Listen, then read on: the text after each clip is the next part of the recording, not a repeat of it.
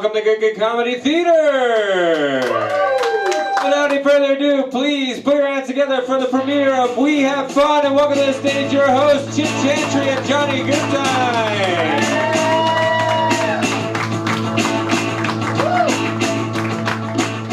Good evening, everybody. How we doing? Yeah! Yes! Thank you guys so much for coming to the premiere episode of We Have Fun. Come on, round of applause for me and Johnny. Yes.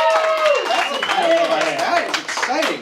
Excitement. How you doing, Johnny? I'm doing all right, Chip. How about you? Good. I'm ready to have fun because that's what we do. Uh-huh. Yeah. So, guys, you are going to have fun tonight. We got a great show for you. We have a very special guest from the great state and city of San Francisco, California. Andrew Rolfo is here, ladies and gentlemen. Let's hear it for him. Yes, it's going to be great. Woo! Very excited. City and state. Yeah, city and state. The city and state. And from this city and state right here, we have the wonderful and hilarious Abby Rosenquist is here. Yes. And oh my God, am I excited. Our special musical guest and our guest that we're going to be sitting down and talk to is one of my favorite people. I'm wearing his face on my shirt right now. John, you want to tell him who that is? That is a veritable Philadelphia rock legend. We are very excited to be hanging out with Mr. Ken Queter this evening. We're going to be hanging out with Mr. Ken Queter. So he's going to rock your faces off, and it's going to be amazing. So thank you guys so much for coming out on this late Monday evening. But let's get started. This is our first show. Johnny and I have known each other, even though this is our first show. We've done many shows together. We've done many successful shows together. Oh, sure. It's all built. It built to this. It built to this. This is the pinnacle of our careers. This is an overnight success. So you don't just start like this, guys. This is a slow build. Yeah, there's 7 of us in the back of a tractor trailer. Right now. That's what's happening here. So we wanted to give you, since this is our first show, we're also recording this as a podcast too, so you can listen to yourselves laughing in just a short time on your iPod machine. So make sure you check that out. But so since it's our first episode, we kind of wanted to introduce the audience to who Johnny and I are. Johnny and I have known each other for almost 15 years now, I think about 13 or so. We took a comedy class together. When we met, we still fit into larges. We did, but we're not giving up that ghost. No, we're not. We are not. We decided that was for peasants. You know, for the excels. But we started out at a bright-eyed, bushy-tailed, fresh-faced young comics in a comedy class up on Roosevelt Boulevard, right next to the Nabisco factory. That's where we started. So we took class at the Comedy Cabaret. That's where we met, and we had a lot of fun in the class. It was a fun class, and what happened was usually you have attrition, and you start out with about 15 people, and you end up with about 8.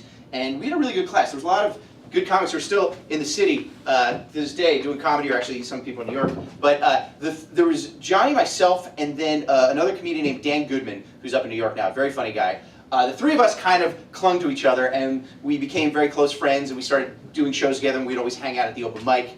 And I don't know if you even remember this, but a few of the comics, more established comics, you lived like 2 blocks from Dan Goodman. You guys both lived in like Graduate Hospital area, like right in Philadelphia. I lived out in the suburbs, out like Norristown, Collegeville area. But apparently one of the people, for one of the established comics, thought that we were all from Pottstown. So they just started referring to us as the Pottstown Boys. And we were just the Pottstown Boys. So we decided... Never been to Pottstown in my life. Yeah, I was one of the original Pottstown boys. But we were one of the original Pottstown Boys. And so since we were the Pottstown Boys, we decided that we were going to make it big, the 3 of us, and we were going to join forces as brand new comedians. And sadly, only 2 of us have made it big. Yes, yeah. I know. Dan's not here. He's up in New York City doing God knows what. I mean, you'd never make it there. But what a dead end that place is. But so we decided we were gonna do shows. We were gonna do college shows. We were gonna tour. And back then, there was actually very little in the way of stand-up comedy in Center City, Philadelphia. There was the Laugh House down on South Street, and that was pretty much it. So they were just dead. I mean, we have a great comedy scene now, but it's just, there was nothing in Philadelphia. So we said, well, we'll just make comedy happen. Right, so we started an open mic at Finn McCool. Well, it started as a booked show at Finn McCool's, but quickly devolved into an open mic. And by the way, round of applause if you've been or you know of Finn McCool's at 12th and Stanson. Yeah. owned by Pete, a great Irish bar owned by an older Greek gentleman. Yeah. Who is, the guy's name is Pete. He's the Nicest guy. the nicest man on the face of the earth. But he, if you go in there today, it's a nice bar. It's a busy bar. It's very nice. They redid it. We were at the old Fimmicles when it was just a dive. It was awful. And that whole part of town was a little bit rougher back then too. Yeah. So it was kind of a little rougher scene. But we would do that every Monday night. We'd do our open mic. And we had quite a cast of characters would come in and out because people were still just coming to the bar and not necessarily coming to the comedy show. So we would literally perform during Monday Night Football. Like that was, and they would leave the screens on, and we would have our stage. Yeah. I mean, Well, you're right. Well, the stage was so we had a pallet as a stage with a blanket on top of it. But then they said the pallet was getting in people's way, so they chainsawed the pallet in half. And so our entire stage was half of a pallet, which is about this. So I couldn't, like, I'm standing like this now. That's a luxury. Like at that show, this was your only position for your whole set. and we literally found the pallet the day of our first show in an alley, but we had to get it across town. But Johnny's friend Susie Wood, she was moving that day and she had a U-Haul. So we're like, hey, can we borrow a U-Haul for 15 minutes and throw the pallet in? So we did. And Johnny, we dropped the pallet off, and then Johnny decided to take a shortcut to get it back because we were running late because she had to like get it back by 5. And he went through this alley. Right. There was a car parked in the alley illegally. Yeah. So it wasn't my fault when I hit him with the U-Haul. Yeah. He hit the side of a van with the U-Haul, and it just took the mirror of the U-Haul clean off. Just took it off, and we just kept going. Right. Yeah. And we got that pallet right where it needed to be. Yep. And then later half a pallet. But so one of the most memorable ones, there was a comedian there, and he was really not good at all. And he would come to open mic every single weekend. And by the way, none of us were that good. No. I mean, it was... But even by that standard, this comedian was terrible. This guy was just awful. We'll say his name was Eugene. It wasn't Eugene. It was Chris. But Eugene would be on stage, and he would be, bombing. And one time, it was amazing. This really, truly happened. This homeless guy walked in selling roses. And so Eugene's doing his set, and the guy's trying to sell roses at the bar, and nobody's buying them. And by the way, if this happened at a show today, that would be shocking. Like that just happened. Oh yeah, homeless guy selling roses. That's totally fine. Yeah. So anyway, so he's selling roses at the bar, and we're doing this comedy show, and Eugene decides to pick on him, which is totally uncalled for and totally, ridiculous, and Eugene's not funny. So Eugene's like, oh, what's up with the homeless? They don't have a house. It was like terrible stuff. And then so then the homeless guy got his flowers. He walks up and he just starts dropping them in front of the stage. And Eugene's like, what are you doing? He was like, I'm dropping flowers on your grave. You're dying up here.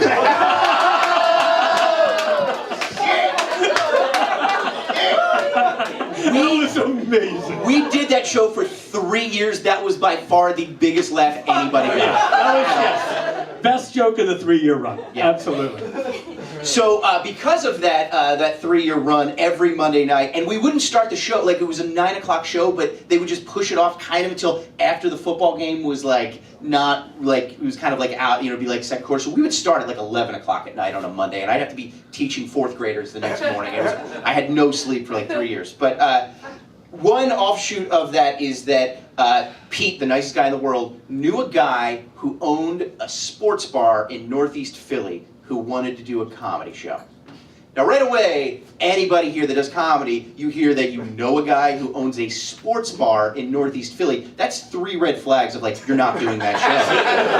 And we're like, oh yeah, we're gonna do that show. Hey, Gavin, are you kidding me? He was gonna give us $300 We to made do it. a comedy We show. arrived. This was our big moment. This was our big. We We're cashed professional in comics now. 6 months in, and we made $300. So I called this old guy. He was this old guy. He looked like the guy, an older version. Who's the little guy with the mustache from City Slickers? He was in Basketball Diaries, and he died recently. Whatever Bruno that guy's name. Kirby? What was it? Kirby. Bruno Kirby. Yeah, Bruno Kirby. Looked like an older version of Bruno Kirby. And he was just a shifty old guy. And he called me on the phone. He's like, oh yeah, we're going to do this. And we're going to put you on the radio. We're going to advertise on the radio. We're going to have about 400 people there. I got this big sports bar. It's going to be 400 people. And we're going to come and it's going to be great. And we were nervous. We were like, how can we play in front of that many people? I can't play in front of 400 people. I was so upset. I was so nervous. So we hired two like big time comics at the time in Philadelphia. A guy named Mike Clements, who was this like, he was a bus driver in Philadelphia. He was like probably like 50 at the time, and he was like scary, Northeast Philly guy. He reminded you of like, picture like the surliest version of Frank Sinatra. Like that's who Mike Clements was. And then this guy named Sudsy, this guy Dave, who did this character named Sudsy, who was kind of like a caricature of like a Northeast Philly guy. He wore like a tank top and a bandana, and he always had like a pounder of Budweiser, and that was kind of his shtick. And he also did song parodies. Because why not, right? So we hired them to be part of the show. So it was going to be me, Johnny, and then Mike Clements and Sudsy. And we respected those two very much, and we loved them. We're like, okay, this is our big day. So we get there that night. There were 4 people there. 4 people. And just, it was a cavern of...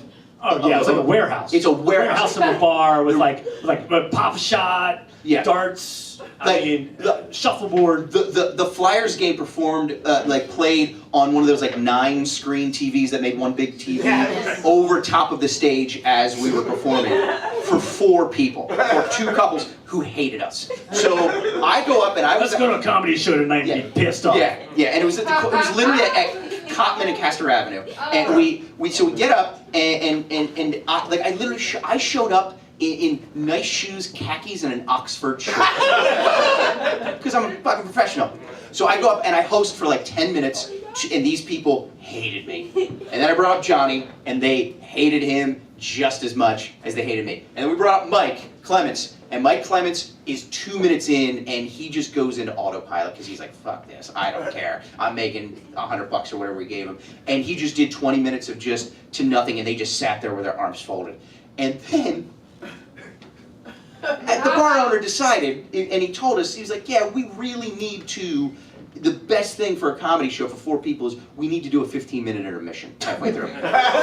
So we did an intermission. So we're like, all right, we'll be back in 15 minutes. Don't you worry, this isn't over. Yeah. We're like, all right, we'll see you in 15. Yeah.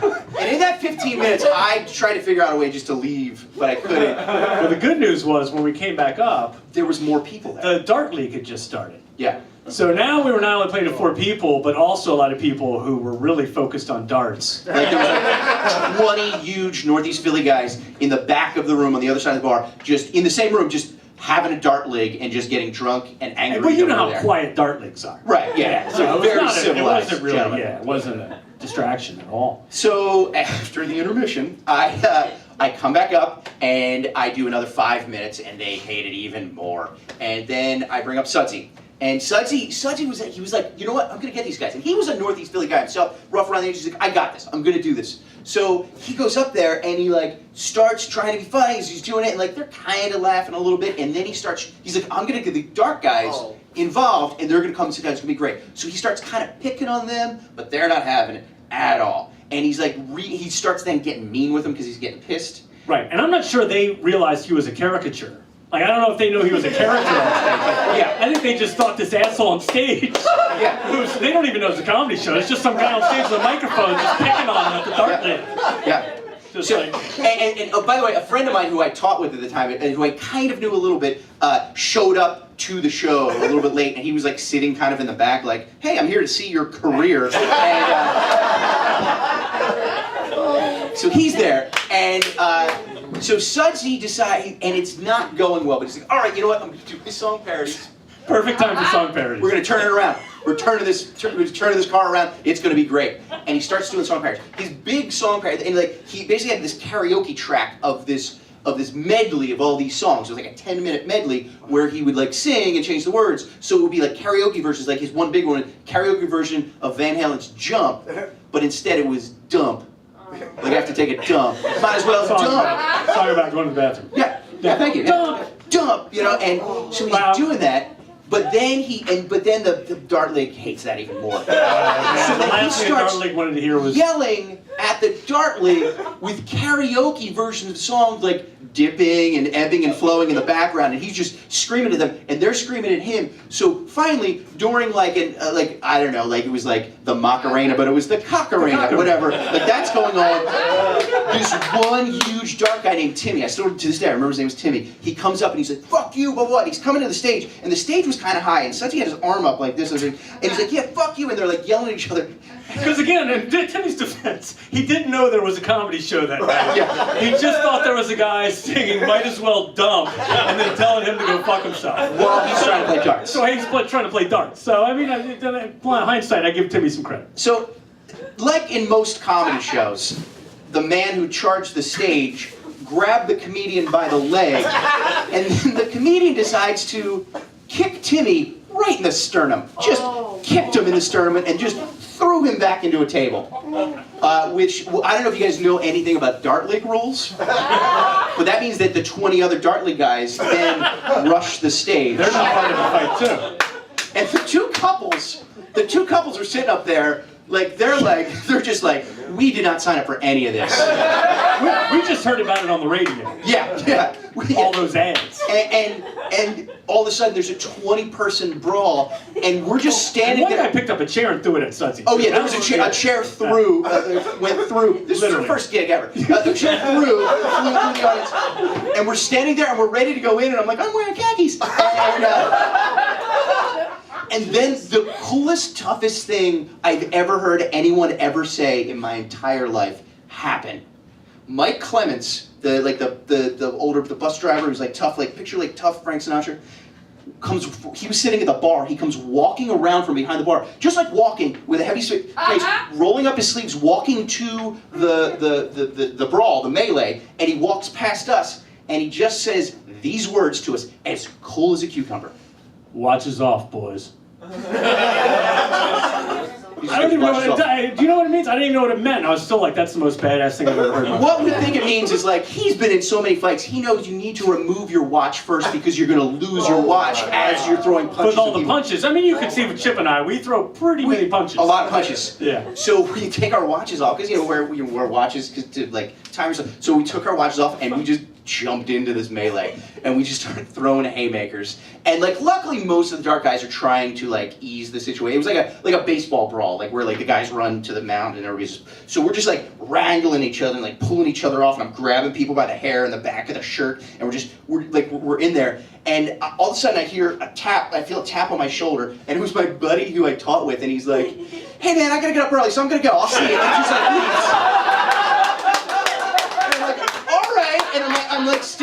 I'm throwing more punches. You're gonna see it at school. Just see it tomorrow. And I'm getting hit and then I feel somebody else grab me around the neck, but it was like I could tell it. I felt it was just it was a friendly old man arm around the neck, and he just pulled me. I turned and looked. It was the owner of the bar. He took a $300 check, shoved it in the front pocket of my Oxford shirt, and very politely said, "Please take your friends and just never come back." And that was our first gig, ladies and gentlemen. First ever professional comic gig. And look how far we've come! All right. Are you guys ready for a great show? I'm very excited. Like we said, we got a stacked show, and I can't wait to get everybody out here. So we're gonna, without further ado, I want to bring up your first comedian. I met this guy when I was out at the Punchline in San Francisco this summer, and he was hilarious. And he happened to be in town. I was so glad he was here, and I know you're gonna love him. Ladies and gentlemen, please welcome to the stage Andrew Arfalo. Come on here. Let's go.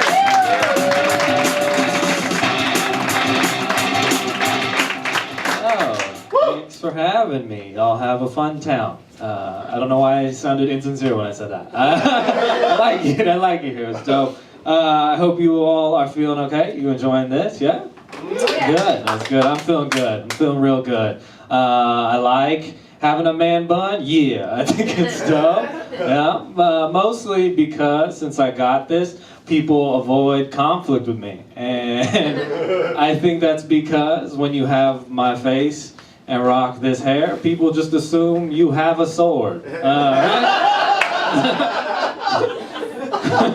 Like when I got this cut, the lady was like, "Hey, what do you want to look like?" I was like, "I don't know. Just let them know. Let them know. I fight for honor." You know what I mean?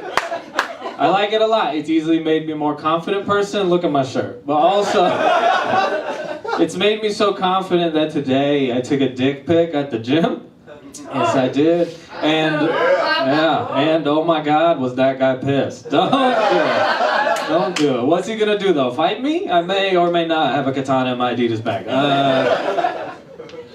Yeah, I'm also feeling good because I recently just purchased a brand new car straight off the lot. Thank you. Yeah, it's a 2017. Finances a little tight now, but it's okay because no more hand crank for your boy. Power windows, baby. Yeah. But when I bought this car, it was weird because I was talking to the dealer, and the dealer, he'd asked me a bunch of questions. He was like, "Hey, are you gonna do a lot of commuting in this car?" And I was like, "Yeah, I'm gonna do a lot." And then he asked, "Well, what do you do?" And I was like, "Well, at night I do stand-up comedy." And then he goes, "Oh, that's crazy, because I'm a Luther Vandross cover singer." I was like, "That's different. That's so different." I don't know why he said that shit. I really don't. I don't know if he said that because he was like, "Oh, that's cool. We're both artists, right?" Or, "Oh, that sucks. We're both not making it." It was like a weird ass message about my future. Like, dude was trying to tell me something. He was like, "I too was once a performer, and soon you too will be flipping these Corollas right here, playing." I do really enjoy this car a lot though. It's easily one of the better investments I've made in my life, mostly because like the best thing that's ever happened to me happened inside of this car. Yeah, and people like assume like, "Oh, dude had sex in his car." Hell yeah, I did. But that's not the best thing. No way, no way. What I'm about to tell you is so much better. What happened was I was driving on the freeway, and nothing too exciting ever happens on the freeway, you know. But sometimes you get to unexpectedly synchronize lane switch with the person in front of you or behind you. Hell yeah, right? Yeah, you get it. Because when it happens, you're like, "Oh shit, this dude's on my team." There's some squad shit right here. And that happened to me recently times 4. Yeah. 4 cars, 3 different lanes. This is a true story. Yeah. So what happened was me and the dude to the left of me, we were both going left, and the 2 people in front of us, they were going right, and we all had our turn signals on. So I was like, "Oh shit, something's about to go down." Something's about to happen, you know? Like I looked at the dude to the left of me, and he looks back at me like, "Hey, you ready for this shit?" I'm like, yeah, I'm excited, let's do this. And then we did it. Yeah, we did it. Me and him had sex in my car. That didn't happen. We did it though, we did it. Me and him went left, and then the 2 people in front of us went right. It was so fucking perfect. It was so perfect. Like it was so perfect and so synchronized that the semi-truck in front of us was like, "What the fuck? Is this a heist? Like what is going on? Is Vin Diesel here? I need to see him." But it's good to be here telling jokes. This is easily the better parts of my day. I say that mostly because before I came out here, I spent a morning in traffic court because, did you know, they don't check if you need to be there. You can just hang out. And that's crazy. Just kidding, I had to be there. And a lot of people, who's been to traffic court recently? Anybody? Yeah, people get upset, you know, because it's a little boring. You might end up with a ticket. But I found if you go in with the right attitude, it's actually a lot of fun. Because most of traffic court is people trying to fight tickets. And it's a great place to be if you like to watch the underdog lose. Like, that's so fun to me. Because most of the people trying to fight tickets are people trying to fight speeding tickets, and you don't win those like ever. But people will try. People will come prepared with like photos and evidence and facts and present it to the judge and be like, "See, Your Honor, I was not speeding." And then all the officer has to do is just be like, "Nah," and then they give the ticket anyway. And that's so funny to me. But I was there, I was in traffic court trying to fight a ticket, but my fight was like showing up, hoping that the cop wouldn't show up and the case would be dismissed. You know about that? Yeah. My friends would tell me to do that all the time, and they tell me a story on how it worked. Like my friend was like, "Dude, dispute that ticket." Because one time I went to court, and the judge was like, "Hey, you remember that cop that gave you a ticket?"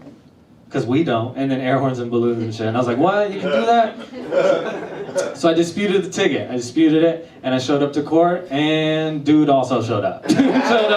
For sure. Not only did he show up, he showed up in like a full business suit, and I showed up in full guilty. I showed up in exactly what I'm wearing right now. Because for me, it wasn't really about winning a case. He was just trying to save some money, you know. So when it finally came to it, the judge turns to the officer and was like, "Hey, do you have any evidence you'd like to present against Andrew?" And dude pulls out a binder, and I was like, "Wow, I made a terrible mistake. Shouldn't have done this shit." The binder had multiple tabs. He didn't need all that. That was just disrespectful. But I was like, I'm not gonna let this get me down, so I'm gonna do what I do, and I'm gonna have fun with this shit, you know? So when the judge goes to me, she goes, "Andrew, do you have anything you'd like to say in your defense?" And I said, "Well, if you must know, I did not think dude was gonna show up today." And you guys laughed a little bit, which is fine. That's fine. That's appropriate. I'm gonna tell you right now, in that courtroom, fucking killed that shit. One of the biggest laughs I've ever gotten in my life. I'm gonna go ahead and say I headlined that shit. Yeah, it was crazy. Everybody laughed. But the best part was that the judge laughed. That was dope. But the best part was that the officer laughed. The officer laughed so hard that when he was done laughing, he turns to the judge and was like, "Your Honor, I don't know if this means anything, but when I pulled Andrew over, he was actually very kind and very respectful. He didn't change his mind. I didn't know what to do. I just looked at him and was like, "You're all right, dude. Thank you for co-signing on this bit." I still got a ticket. But the fine was reduced by a little bit, which is kind of nice, you know, because they say like laughter is the best medicine. Turns out in court, not a bad defense. Unless you're on trial for murder, then that bit better be fucking fire. You better. I'll leave you on a silly one. Before I do y'all know what the Richter scale is? Yes. Yeah. Okay, good. Because I've been thinking about it, and I think it's crazy that the way we measure earthquake magnitude can also be applied to dick size. Yeah, think about it. Say you're working like a 3.5. You're like, "Did you feel that shit?" Nah, nobody did. Say you're working like a 5.5 to like 6. Now you're like, "I can handle that." Comes around the most often. That's probably the best one. Am I right, ladies? Hey, and gay dudes. I'm progressive. 6.5 to like 7. Now you're like, "That was wild." We could probably go through that again, but we should be more prepared next time. And then anything above an 8, you're like, "Oh my God, everything is ruined." And my dog's dead. Why is my dog dead? It's my favorite joke to tell, mostly because I can see where the dudes are at in the joke when I look at your joke. That's the best part. Because y'all weren't paying attention, but at 8, that's when that dude just elbowed his girl. Like, that's me, baby. That's me. That's my time. Thank you so much.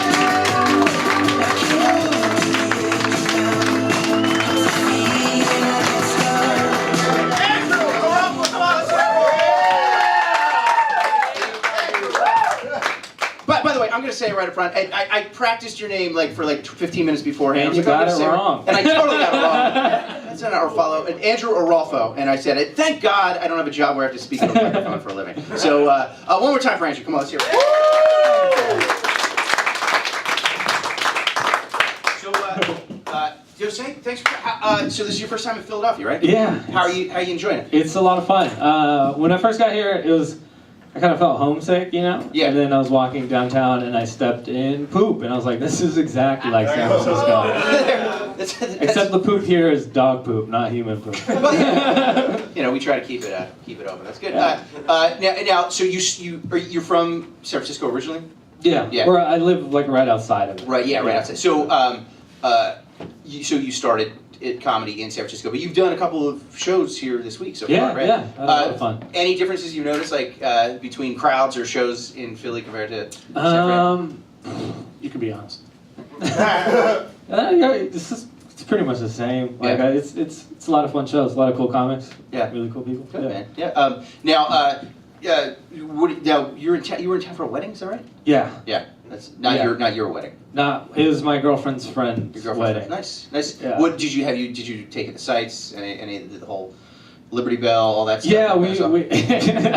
we did all the historical like stuff around here. We did all of that. And what's interesting is that your city's #1 guy is Benjamin Franklin, Of course.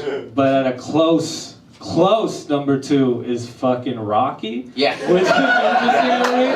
Like close #2, because we were at the Independence Hall. Yeah. And it's just that hall, and then at the front desk is a statue of like Rocky that says "Take a picture with Rocky." Yeah. And then in the far back, like by the like charging station for your phone, is Benjamin Franklin.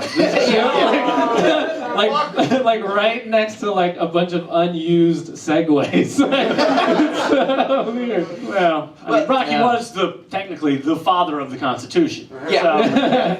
Yeah, it was actually "Yo, we the people." That was and Benjamin Franklin's got a shitty left hook, so I think we agree with that. But that's I wish we had. Now, who's the San Francisco person then? Who would who walks around instead of Ben Franklin or Rocky? I don't even know. Yeah. We don't have a person. Sarah, do we have a person? It's my girlfriend back there. Let's hear for his girlfriend, Sarah. Well, I'm sorry, what's that? It's not as historical. Right, well, yeah, it hasn't History been there all as long. happened here. Joe Montana. Oh, yeah. there we go. Okay. That's our guy. Yeah. That's our guy. At least he's a real athlete. Like, Yeah, he did win actual Super Bowls. Yeah. Yes. All right, now this is what I want to do. I really like Andrew, and I thought he was really hilarious when I met him out in San Francisco this summer, and he's here for the first time. Did you guys like him? Did you think I thought since he seems like a really good guy, and I think it's about being more inclusive here in Philadelphia, we wanted to give him a challenge. We're not just going to hand it to him. We wanted to challenge him, and if he passes the challenge, he's going to become an honorary Philadelphian. What do you guys think? Yeah! All right, here we go. Now, Johnny, if you could get the clock started. All right. Once we begin the episode, you're going to have 45 seconds to complete it. Otherwise, you will fail in your attempt to become an honorary Philadelphian. All right, let's do this. All right, here we go. So you have 45 seconds. 45 seconds, and watches on. All right, and watch is off. All right, here we go. This is great for a podcast. Yes. So All right, here we go. see everything. Yes, we're doing. absolutely. All right, now, and Andrew, by the way, so he has five tasks he's going to have to accomplish in only 45 seconds. All right, here we go. Are you ready? So when you just get here, do you don't have your Yeah, I got my phone. Oh, I just wouldn't even. Get your phone. Okay, here we go. All right, here we go. Now, all right, Andrew. I don't. That's a calculator. We're gonna learn about the new iPhone with Chuck. That's right. That's right. No, okay, I got it. Okay, All right, here we go. Here we go. All right, so count us down, Johnny, and then.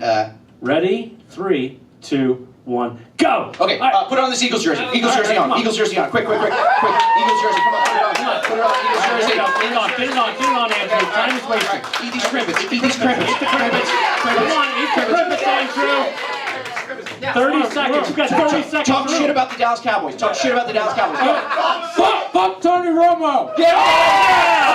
All right, now, here we go. Here we go. Wash this down. Wash it down with the PBR. 20 seconds. Okay, last one. He's gonna have to sit on the stoop, and you're gonna have to yell to your girlfriend Marie, and you have to use the words "yo" and "John" in there. So go sit on the stoop. Sit on the stoop. Sit on the stoop. Oh wait. Sit on the stoop right here. The stoop right here. Just sit right here. Sit on the stoop. And you have to yell for your girlfriend Marie, but you have to use the words "yo" and "John." Go ahead. Yo, Marie, give me that John! You did it! All right! Andrew Ralpho, honorary Philadelphian!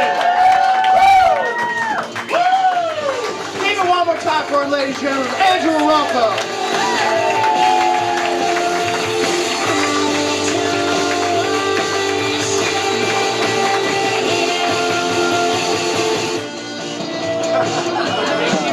You can keep the beer. Absolutely, you can keep the beer. When you're in Philadelphia, you just take that shit. All right. That's right, Andrew Ralpho. Thank you. Now you're an honorary Philadelphia. Go back and tell them in San Francisco. Go tell Joe Montana. All right. Ladies and gentlemen, I want to bring up the stage one of my favorite comedians. She just won Philly's Funniest here this year, and you're obviously going to see why, because she's hilarious. Please welcome to the stage, Abby Rosenquist.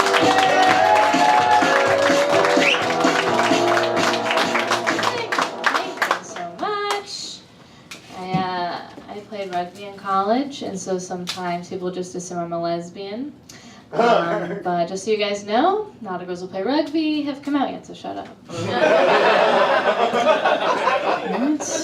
Not all lesbians. A girl on my team got pregnant, so that's proof, I guess.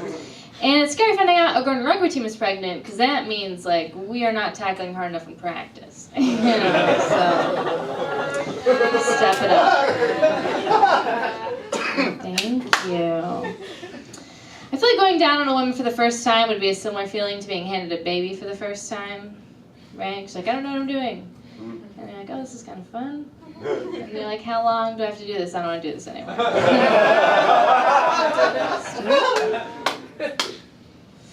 I don't know, guys are gross. One guy was like, hey, Abby, don't worry about a condom. I'm sterile.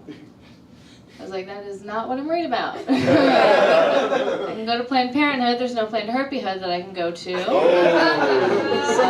let's wrap it up. Also, sterile, get over here. That's so hot. Into it. I would never judge anybody with herpes, though, or DUIs, because those are two things that I should have. For sure. Have you ever sobered up the same night that you were really drunk? It's like waking up during a surgery. It's like, I should not be here. I should not be here. I don't want to make light of drunk driving, though. Like, it's not a big deal, because it is. My grandpa got hit by a drunk driver when I was 12. Like, now I can't talk to him, you know? And he didn't die. He's just, like, really religious now. So he's dead to me. It's all he talks about. I get it. I grew up resentful and Catholic. Anyone else? Yes. Have you noticed how nosy the Catholic God is? You can get away with anything as long as you keep him in the loop, right?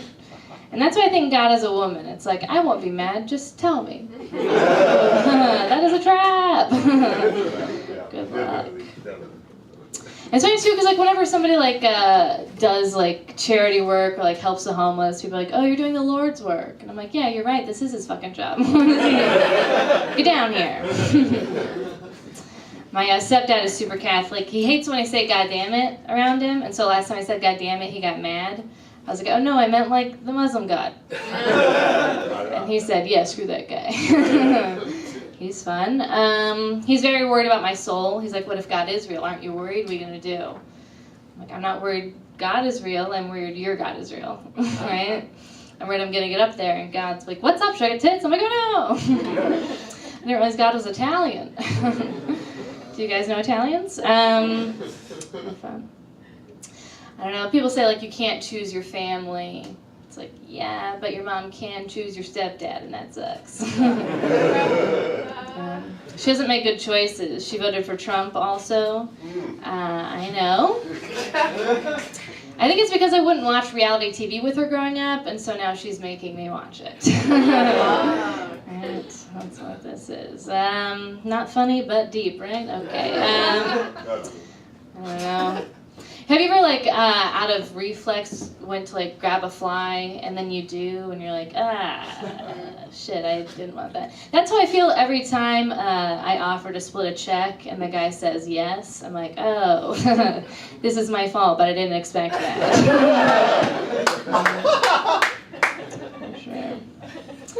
My friend was complaining because the guy she's dating hasn't made her orgasm. I was like, well, that sucks, but have you like told him what to do in the bedroom or given him any direction at all? She was like, I'm really shy in the bedroom. I was like, there's a dick inside of you. It's not the time to be shy, you know? Just tell him to choke you a little bit, you know? I just hate how insecure women can be in the bedroom. I feel like you could be dating a guy who likes his chest getting shit on. You'd be like, is it the right kind of poop? Should I eat more fiber? Just shit. Okay. I don't know. I think she was self-conscious because she's into choke sex, and she didn't want him to think that she has daddy issues. And it's so funny to me, like, if a girl likes being choked, she has daddy issues. But if a guy likes choking women, he has homicidal issues. It's a bit more serious. That being said, I have given rough sex a go. My favorite part is I'm not really worried about what I look like because I'm just trying to survive. It's fun. Okay. Let's see here. I feel like it's... Oh, I do like aggressive with guys. I don't like cocky though. Like if a guy's like, "Oh, did I make you come?" It's like, I came and you happen to be inside of me, but like I did that. I should carry on participation ribbons. Like you were there. It just reminds me of the little cars for the kids with the fake steering wheel. I'm like, oh, he thinks he's doing that. So cute. It's not. Let him have it. Let him have it. I do feel bad for guys when they get whiskey dick though, because I can only imagine that's what it feels like when you lock your keys in your car. Right? Like, it's right there. And I want to get inside, but I can't. And it's your fault. You did that. I love that joke. And wow, you guys hated it. That's fine. It's hard to tell how old black people are because they age so gracefully. You know, like Morgan Freeman has looked the same forever. Mm-hmm. I just think if Benjamin Button was played by a black actor, you'd be like, what's this about? I don't get it. White people, we don't age well. That's why I'm doing stand-up. I'm investing in my personality. I'm gonna need it. And like women don't age as well, and we like to remind each other of that. I worked in an office and I snack a lot, and the middle-aged women would come by my cubicle and be like, "You're not gonna have that metabolism forever." I'm like, "Yeah, I can see you, Cindy. You had your time." I have realized though, no matter what a woman's body looks like, never ask her if she's pregnant, right? She's like, what if she is? And then she wants to talk about it. I don't care. Yeah, I go to therapy, and when I started going, my dad offered to pay for it, and I was like, no, I'm an adult woman, I can pay for my own therapy. And I started going, I was like, oh, you should be paying for this. This is your fault. I don't know. Do I have intimacy issues? Every time I say something sincere, I say it in an accent so it doesn't feel as intimate. So you would tell me. I do. Yeah, I've always been in like male-dominated things. I don't know if it's because I was close to my dad. Like I studied engineering and now I do stand-up. And I'm tired of guys telling me that I'm funny for a girl, you know, or that I'm smart for a girl. It's like, why can't guys just tell me that I'm hot? That's what I was going for. Thank you guys so much. I'm everywhere.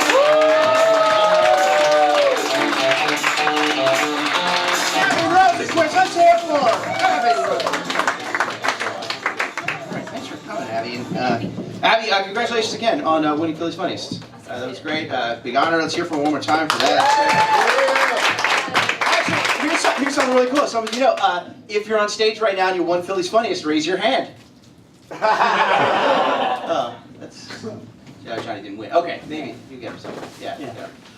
So Abby, so thanks for coming. I love your Nebraska sweater. So you went to college in Nebraska, right? I did. Yeah. But now you grew up in San Antonio, is that right? I did. Yeah, San Antonio. So, I heard Are you from San Antonio? Marine cousin is in San Antonio. All right. Yeah, Okay. I've never been. I heard it's great. It's lovely. There's a river you walk next to. The food is very good. Is it okay? Yeah, like a Tex-Mex kind of? Is that the? Yes, the breakfast tacos everywhere. That's nice. That's kind of great. It is very great. No, but was it kind of like a traditional Texas like family upbringing that? Well, I mean, it's San Antonio, so it's like not as like rural, you know? Yeah. People say y'all, but yeah, like my mom like had plates with like chickens on them, and like just like on the wall though. Like pictures, You know what I pictures mean? of chickens, not just like chickens on plates. Right, it's like plates. a plate with the chicken on it, and like that's decoration there. Yeah. But and then what did you say your parents did? They. Oh yeah. So my mom and my stepdad have had a restaurant since I was like 10 or 12 ish. And so I just like kind of breakfast taco restaurant? Italian. Nice. Yes. Nice. As you guys know, my stepdad's Italian and very obnoxious. San Antonio is known for its Italian cuisine. It is actually. Yeah, it's the Florence of Texas. Yeah. That's what it's known for. Now, your stepdad, I know you're kind of talking about a cool guy generally, or not really. Oh, he's terrible. Terrible. Okay, yeah. But he makes good food. All right. Well, that's good. So there's that. Yeah, no, he's not terrible. He's just like, also he's like in a kitchen all day. He doesn't listen to literally anyone else talk. Okay. And I think it's because he's in a kitchen all day, and so he's like not being able to communicate with other people, so he has to get it all in. At the Right. end of the day. But yeah, no, he's fine. I smoked weed at the end of high school. You should do that. And, It's bad for you. Well, too late. But I found out that he smoked weed like my whole life. I never knew he smoked weed until like my weed was missing. And so like I went to my older brother and I'm like, where the fuck is my? Because I like bought like a half ounce and like half of that was Jesus. gone. Yeah. It was wow. cheaper. I was being like, what is it, frugal? Yeah. I mean, when you got an Italian restaurant there, you can afford, like a half an ounce of weed. Oh no, like we chicken were poor. plates. Yeah. That's another thing. If people are like, oh, you guys own a restaurant? It's like, I mean, I can eat. Right. Because it's there. But yeah, so like half of it was gone, and I went after my older brother, and he was like, it wasn't me, and then I found out it was my stepdad. We smoked a bowl together. He like hit it all in one hit and was like, that's it? And I'm like, wow, okay. Wow. But then I was like, oh, by the way, like, you have to pay me for that weed.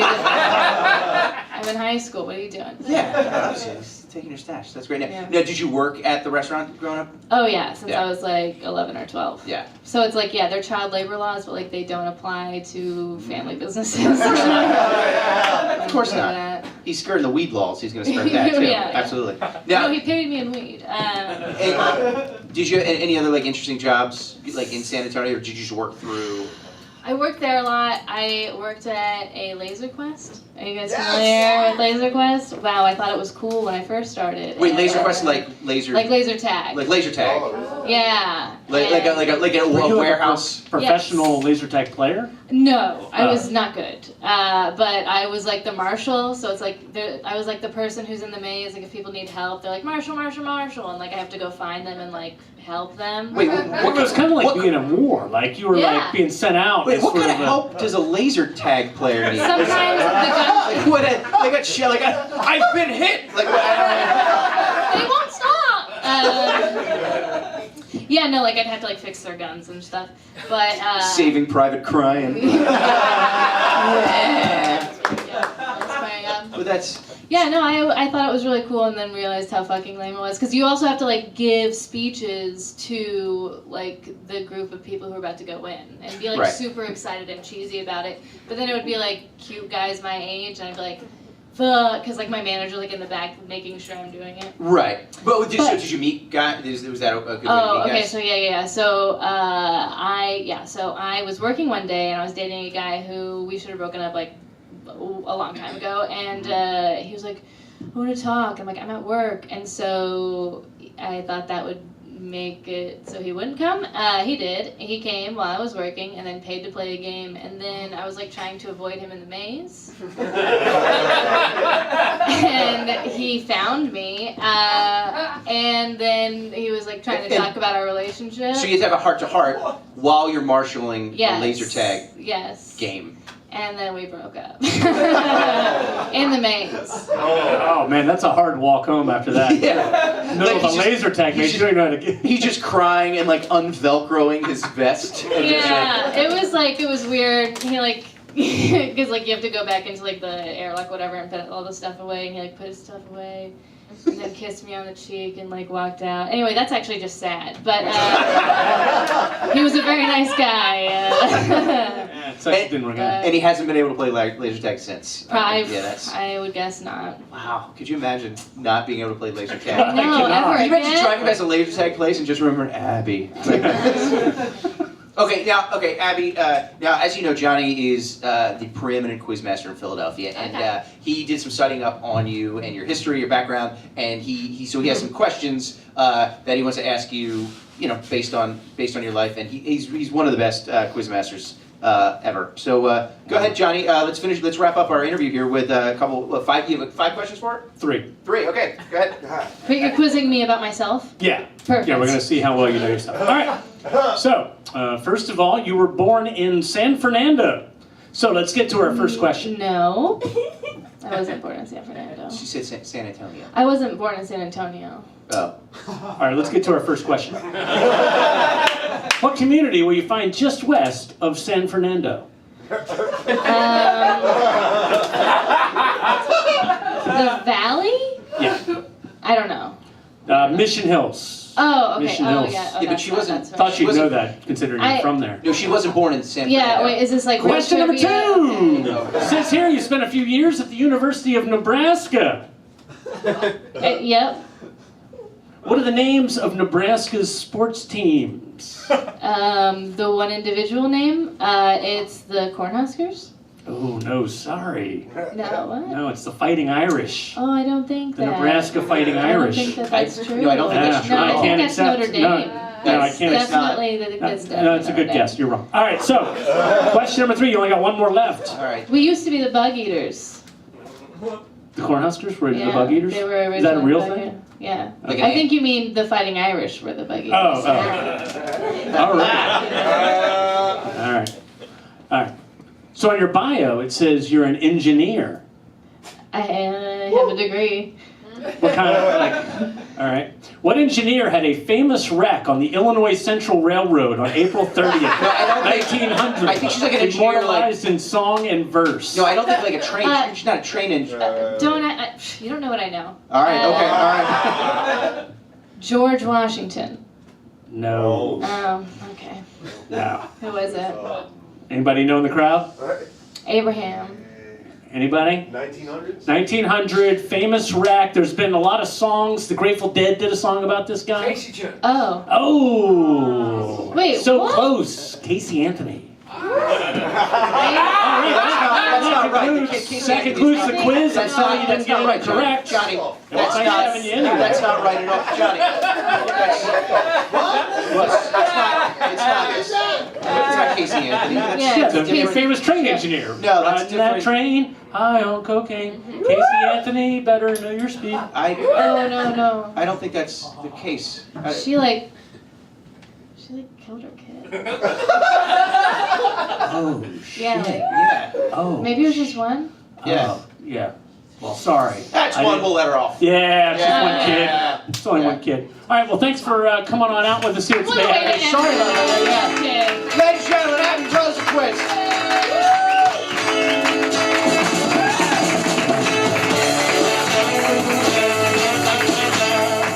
All right, well, speaking of kids, this next gentleman, terrible segue. This next gentleman used to be the leader of the Secret Kids, and he is one of the preeminent rock and rollers in Philadelphia history, and we are very excited to have him here today. He's going to play a tune. We're going to come back out and interview him for a few minutes, and we'll close it out with a tune right after that. Please put your hands together for the one, the only, Ken Queter.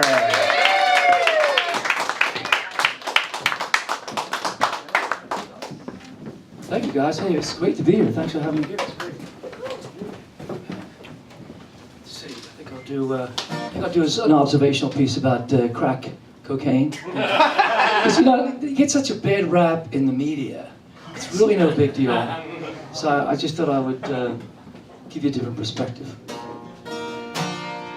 There's a speed freak on my lawn. Speed freak on my lawn. Speed freak on my lawn. Speed freak on my lawn. All together now. Speed freak on my lawn. Speed freak on my lawn. This is speed freak on my lawn. Speed freak on my lawn. You guys sound better than the fucking recording. I got a crackhead up on my porch, crackhead up on my porch, crackhead up on my porch, making himself at home. All together now, crackhead up on my porch, crackhead up on my porch, crackhead up on my porch, making himself at home.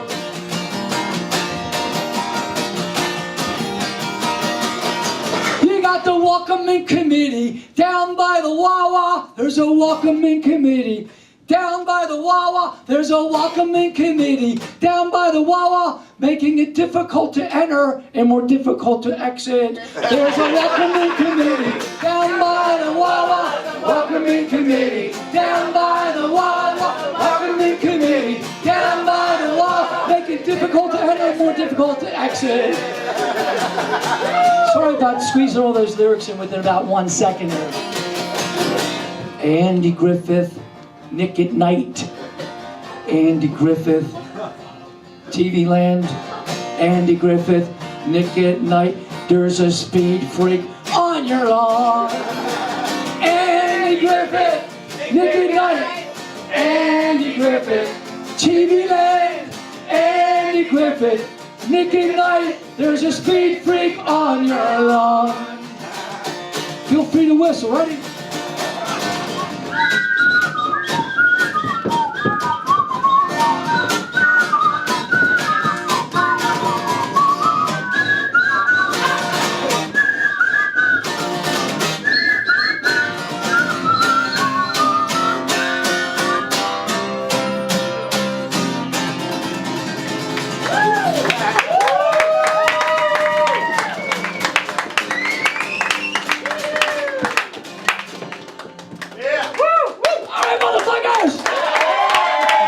There's a speed freak on my lawn, speed freak on my lawn, speed freak on my lawn, speed freak on my lawn. You got the crackhead up on the porch, crackhead up on the porch, crackhead up on the porch, making himself out all together now. Crackhead up on the porch, crackhead up on the porch, crackhead up on the porch, making himself at home.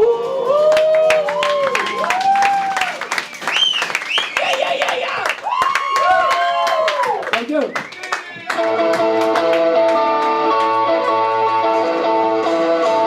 Ken Queter, ladies and gentlemen. Also, by the way, that was one of your tracks. So you guys heard a bunch of Ken Queter songs on the way in. That was back on you, right? It's back on you, yeah. It's a great. Thank tune. you very much. Yeah. So thanks so much for coming. Thank you guys for having me here. Yeah. This is amazing. That's cool. Yeah. So I guess first thing I got to ask you, you play constantly, all the time. It's nuts. I mean, you've been doing this constantly for like over 40 years. Yes, since around in the early 70s. I mean, like I started like in 19. That's hard to believe, but I started off as like a really sincere folk singer in 1971, and then that didn't work out. I was actually the entire, what do they call it, Philadelphia Folk Song Society. There's something, they do that festival every year. The Folk Festival, yeah. Well, I tried to get involved with it because I was like, I thought I was going to save the world. But I was coming out on stage with like firecrackers and a whip, and they didn't get it back in '72. So I was banned. But it's cool. It's cool. Okay, so you've been playing all this time. Do you still, after thousands of concerts, you still enjoy playing rock and roll? Absolutely. And like, tonight, this is great. I mean, it's always like this is such a different thing for me. This is beautiful. I feel like I'm starting over again. It's great. Yeah. So, do you think in terms of like how many shows you've played, you've got to have played like more shows than just about anyone on planet Earth? There's got to be just people more. I mean, but thousands and thousands. Yeah. Yeah, really. Yeah. All right, so now you have taken on sort of legendary status in Philly because you've been playing for over 40 years. You're an icon at Penn, which is kind of strange but true. It's pretty wild. By the way, my wife she got her master's at Penn. My wonderful wife Kim, who's here tonight, ladies. So let's hear it for her. She's got a master's. She's smart. I was sitting in the stadium at the when she graduated, and Denzel Washington was the commencement speaker, and he mentioned you during his commencement speech, and the place like erupted. He's like, and then he's like talking about Penn Life and Ken Queter, and like the place shook. It went nuts because it was amazing. Yeah, it's pretty cool. Yeah. So, what do you think? What do you think the connection is? I mean, why are you such a big deal at Penn? Why do you with kids that are 21, 22 years old? I don't know. I think the only thing I can explain it that I think that it's sort of like make believe. It's like how can this guy like they kind of know I don't have a plan. They go to school and have a plan because I've spoken to so many students. And a lot of them, they've gone to Wharton, and like we talk about things, and then once they actually brought me into Wharton to talk about what I do, and they were a complete disbelief that I didn't have a plan. So then I kind of was adopted as the guy they need somebody on that campus without a plan. And I mean, really, because I love the fact they embrace what I do, but I think part of it is the guy without the plan, and the fact I'm kind of getting old, and they're like waiting for me to collapse. I'd want to be there, you know. All right, so one thing that's sort of an urban legend out there about you is that you have some sort of crazy diet. I've heard it has something to do with like, it's like a detox thing. After you drink a couple days, you'll go hard with like garlic and onions or something like that. Mm-hmm. That's true, yeah. I mean, like, you talk about I do thousands and thousands of shows, and I'm not, I have, you know, but I actually, a few years ago, I was trying to figure out how many times I blacked out. This is not a joke, but we're talking about thousands, right? So, I mean, I'm not kidding. I mean, it's like, because I figured it was something like 3.5 times a week, which is, when you multiply all the weeks I've been alive, it's a fucking lot, right? But throughout that entire episode of my life of doing all this, like, immense drinking, because I grew up, a lot of people here are younger, whatever, but I spent a lot of time on South Street, where everybody was really going for the thing, whatever you call that, like the Nirvana. I was there too, and I've continued doing it, but not as much. But in order, there have been some days when I've woken up, I just felt like my blood was made out of aluminum foil. So like, I stumbled on this thing years ago that like, if I do like raw garlic and I crush it, and I put it together with crushed up habanero peppers, and I put it on bread and eat it, it helps me out. Like, I mean, this is for real. I mean, like, it's actually kept me alive.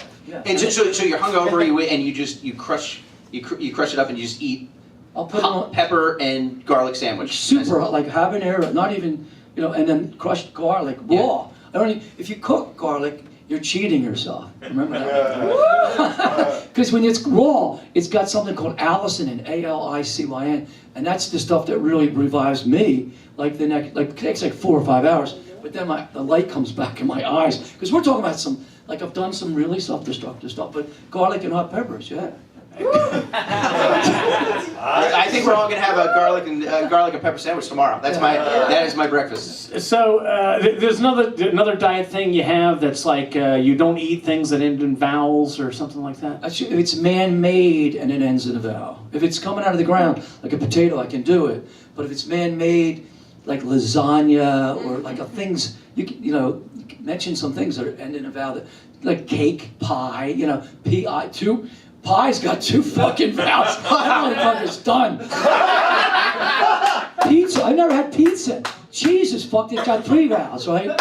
So, I mean, I've never had pizza. I don't fuck with cheese. I mean, because I break things into 2 categories, forward versus reverse.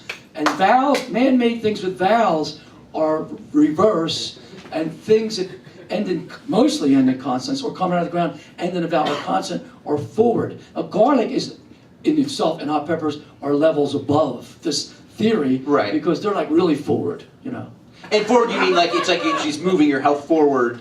Like is that kind of what you're talking about? Not moving. It's just like whatever's like. I think if you eat like if you're doing pizza all the time and lasagna and all that, there's a lot of things that invest. I don't want to think of anything from the ocean, by the way, it's another thing. But that's another story. So you do or don't? I won't fuck with that. No. You could have to pay me money to eat a lobster. I mean, like a lot of money. Not 100. We're talking about 1,000. So, but they're not. That's not reverse. That's in another category of the ocean. But the other stuff, like the reverse, it pulls you back like your bloodstream. I can feel my bloodstream going. Now, alcohol. Now, there's another thing. Alcohol. It's kind of a forward, but it can fuck you up. You're fucked up going forward. But but these are things I believe in. All right. You guys thought you were just gonna hear some rock and roll music tonight. Now your diets are about to radically change. All right, so another legend out there is that you used to give Tim McGraw guitar lessons. Is that true? The famous country singer, Tugs. I knew his dad. Well, Tug McGraw was his dad. So you knew him? Okay. Yeah, and I was a friend of mine named John McManus. What a beautiful cat he was. He's no longer with us. And I was bartending on Penn campus, and he would bring in Tug McGraw, and I'm like, that's Tug McGraw because he won the championship for the Phillies in 1980, like the pitcher.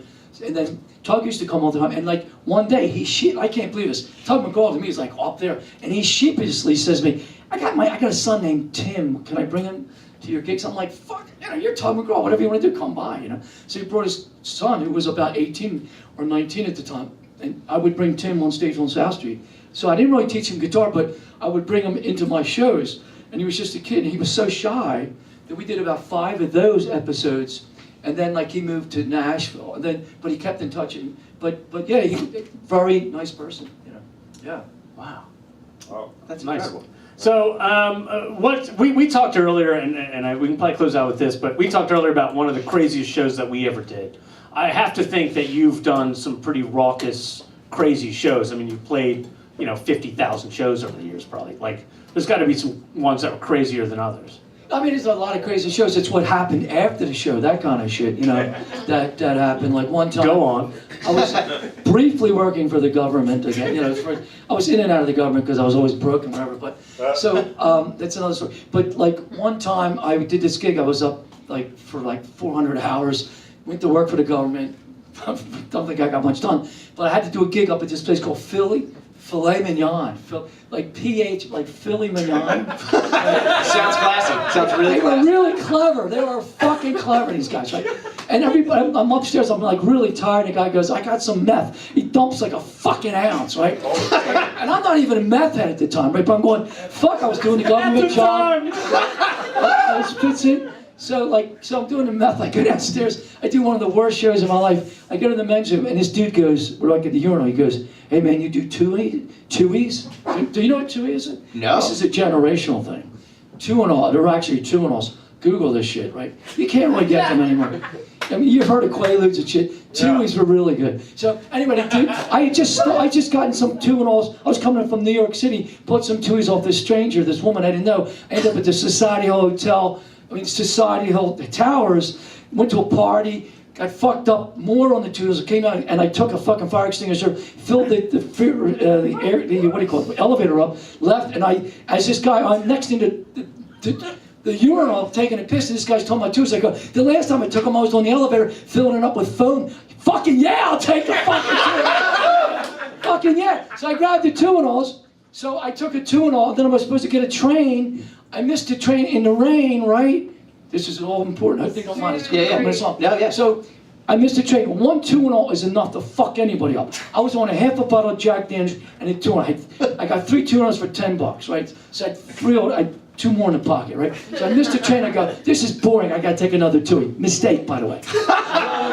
Next thing I know, I'm trying to pick up some girl on the train. I don't remember much after that. Then the next thing I know, I'm in jail with a busted nose and I'm handcuffed. Like they got chains around me and shit, right? So what it turned out, I found out because I had to go to get a lawyer, So I get a lawyer and I find out that this is like a parentheses and a parentheses and a parentheses of a storytelling thing. Is that like when I got off the train, which I don't remember, it was raining, really raining a lot. Yeah. Now, back in those days, back in the 80s there, anytime it rained and I was fucked up, I would try every door I would see parked and I'd go in and sleep it off. Wait, like in somebody's car? It didn't even matter. I just would go in strangers' cars all the time. I thought that's just fucking normal. I swear to God. It's raining out. Yeah, it's raining out. And I would do it all the time, and I never got in any kind of hassle, except the Tuinol night, right? So I fucking go, and I'm trying all these cars. I kind of remember being frustrated, going, this has never happened in my life. And I couldn't get in a fucking car, fucked up, right? So the next thing I see a parking lot. It's like, oh God, Oasis. Divine intervention, like God is going to help me out here, right? So I go in the parking lot, and then it turns out, according to the report that my lawyer got, suspect seen entering the parking lot of the police administration building. Right? I thought I was just like in Nirvana, like, oh man, a lot of cars here, right? And apparently I go into the car. I get, oh yes, true story. This shit's for real. I got the fucking report. So, because I don't remember, I had to get the report. I got the report, so I had to find out what happened. I don't know. So anyway, I get in there, and I hope I'm not getting this story too long. No. But so apparently they're banging on the window, telling me to get out. I wouldn't get out. I thought I was at home, right, or something. Yeah. So then there was like apparently a fight in the, like all the cops were inside, like trying to get me out. Yeah. So I finally get out. And they got me, and then they beat me up and all this shit, like all kinds of shit, let me tell you. I know about that routine, getting beat up and shit. And they had me all chained. And the next thing I know, they broke my nose, and then they put me, there was a hospital called Metropolitan Hospital next to the police administration. So I'm in there, and I'm like, they had me like in there, because this is a trick cops do sometimes.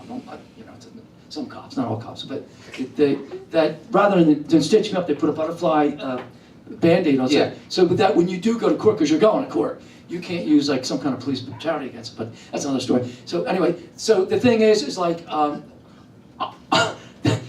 doctors are working on me. And I'm like, I was a cross-country runner, right? Yeah. Little sports. I figure, I'm going to get out of this fucking thing. I'm going to fuck. The two-and-all is kind of wearing off, right? So I start to run, man. And then all the cops tackle me, and then and they got my ass. And then next thing I wake up, and I'm on a metal bench face down with about 35 feet of chain. I'm chained.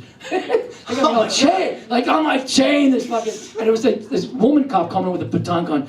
You better fucking behave yourself. I'm like, of course I can't even fucking move. And they finally put me into the heat, the round, you know, wherever the And people are going, Queter's here. Like, motherfuckers inside recognize me. So it's You're a celebrity in jail too. yeah. That's amazing. Sounds a lot like our event at the sports bar we talked about earlier. At TJ's at Yeah, Common and TJ Castro Sports Avenue. Club. Yeah. I'm glad that we didn't lead with. I'm glad that he didn't lead with that, and then we tried to tell that story. Yeah, no, it's yeah, not quite we as never been able impressive. to- yeah. crazy. All right, well, let's wrap it up. You want to do one more? Yeah, I'll do a song. All right, you guys want to hear one more from the legendary Ken Queter? All right, well, Ken, we appreciate you so much for being here. I want to thank all of you guys for being here. Thank you. Give yourselves a round of applause for coming out. Hope you had fun. We're going to do this again next month, the third Monday of October. Yeah. And who do we have on the show? We got Steve Gerben, we got Brandon Vincent Jackson, both hilarious, and some other guests. It's gonna be great. And one more time for Andrew Rolfo, let's hear for him. And for Abby Rosenquist, let's hear for her. Thank you guys so much. And one more time for Ken Queter, ladies and gentlemen. He's gonna take us out with one more song. Thank you, Ken. Well, thanks, man. Thank you. Yeah.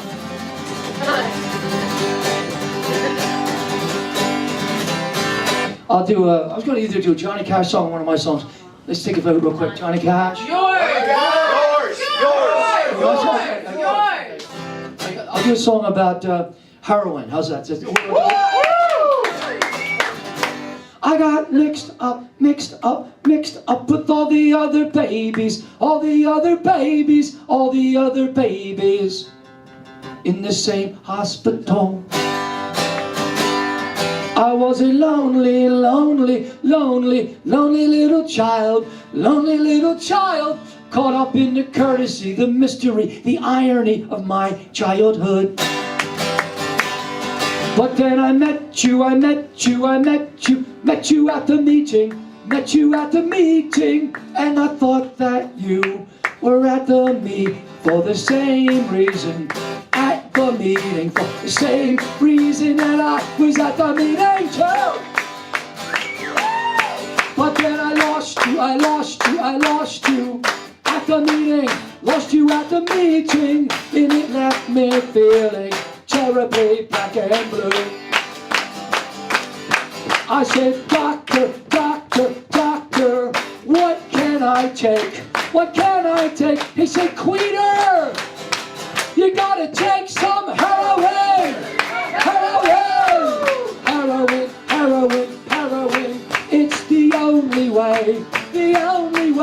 It's the only way, the only way to get back to you. And you.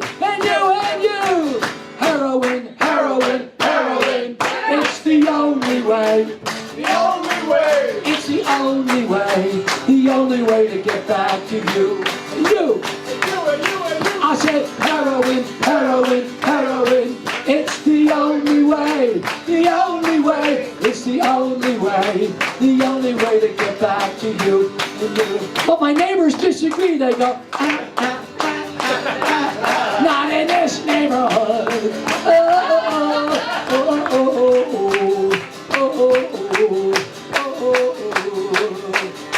I said, doctor, what can I take? He said, Queter, think for a minute, son. You got to take that heroin.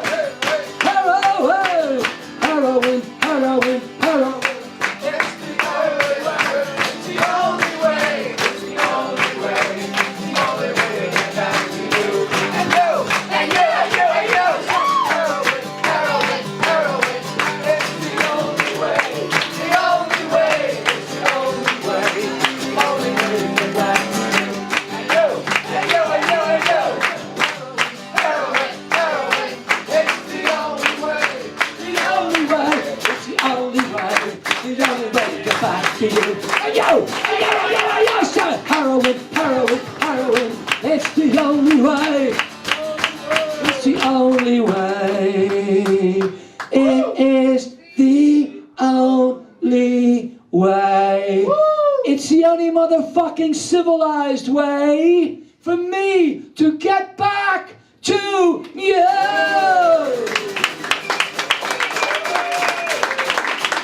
Thank you guys, I love you motherfuckers. Thank you, thank you. Thank you, Chip. Thank you, Johnny. Thank you.